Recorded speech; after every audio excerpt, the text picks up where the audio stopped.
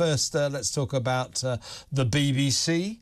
I'll believe this when I see it, but apparently the state broadcaster, notorious for its left-wing bias, most of its opinions are born and bred and hatched in North London, somewhere near Islington or Hampstead.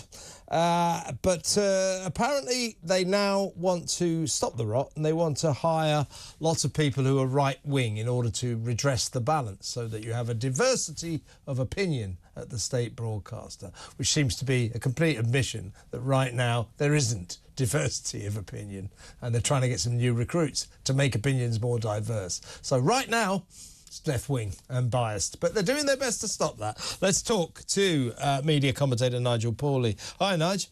Afternoon, Kevin. As I said earlier, so the BBC certainly spotted that it's got a problem here.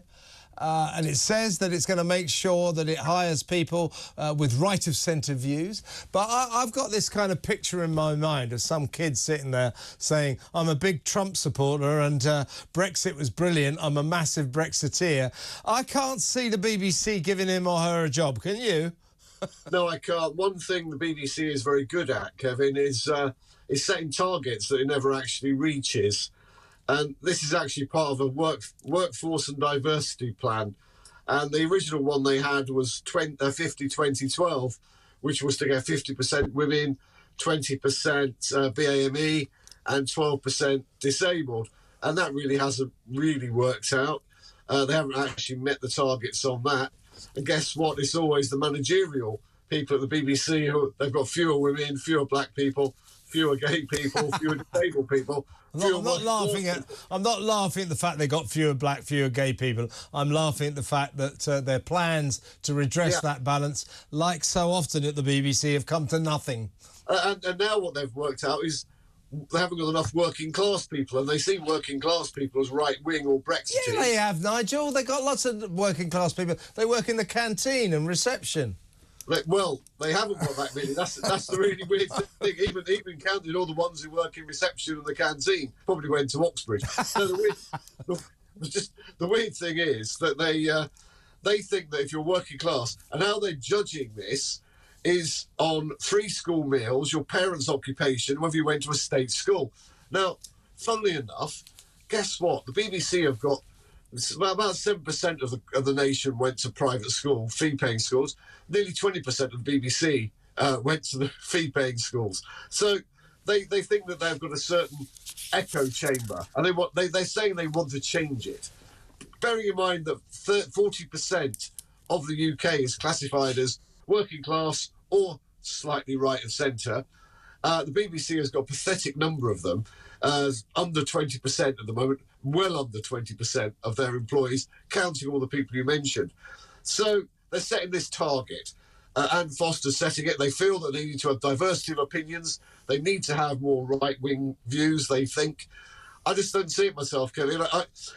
They do need more right-wing views. There's no doubt about that. They have a shocking prejudice towards them. They're out of touch with people north of Islington. They're out of touch with people in general from working class backgrounds, and just me and you wouldn't get jobs there. We're too right wing and too working class for the BBC, Kevin. Yeah. Even as journalists, we wouldn't get jobs. I didn't get a job at the BBC. The situation is that they only employ people that are reflective of their own views and their own backgrounds. So they have to be at Cambridge, they have to have gone to Oxford or Cambridge to a private school. They feel comfortable with that. They feel comfortable with people who are pro-Remain. They feel comfortable with people who have different views to the two people we've just been talking to about the small boat crisis. All that is seen to be wrong in their eyes. Yeah, but they're trying to do something about it. So there's this meeting that the Director General was there. The Director General Tim Davie was at this committee meeting where it was noted and agreed that the issue was critical for the BBC through special monitoring and measurement in this area. That's not possible, apparently, but they want to make sure that diverse opinions are featured in the BBC panorama after claims of liberal bias among employees. I mean, that's the way they talk about it. Claims of liberal bias. Claims? Well, claims? It is liberally biased. It's ridiculous. You have the feeling that their idea of diversity will be going to the local Weatherspoons and speaking to people in there, and they'll see that as being, them being diverse. The fact is, they don't understand working people. They don't understand northern people. They don't understand the issues and the problems, the practicalities of life that many people who aren't watching the BBC, let's face it, anymore. They're watching talk radio, talk TV and Netflix.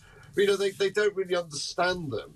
And the whole attitude of the BBC is to talk, not listen to them or have a diversity of views. It is to talk down on people and to only have their views explained very simply to the masses out there.